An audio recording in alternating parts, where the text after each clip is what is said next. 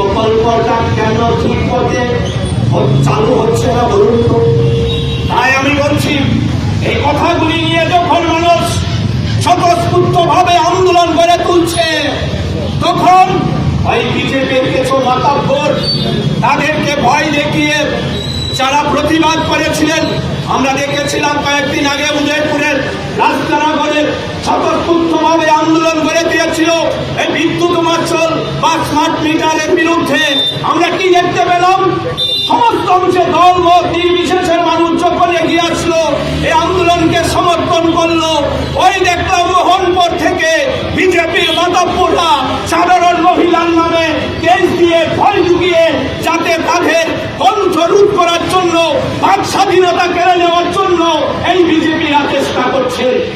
তার বিরুদ্ধে কথা বলবেন না বন্ধু।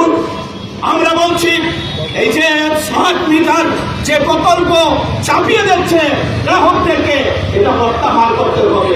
শুধু খালি যারা বামপন্থীরা করেন বা বিরোধী দলের পরিবার, তারাই শুধু খালি তার ফল ভোগ করবেন, নাকি আপনারাও সেটা ভোগ করবেন? তার জন্য আমার আহ্বান, সমস্ত ধর্ম নির্বিশেষে এই রাজ্যের সরকার যে ব্যবস্থা করছেন তার বিরুদ্ধে রুখে দাঁড়ানোর জন্য আপনারা সকলে এগিয়ে আসবেন। এই কথাগুলি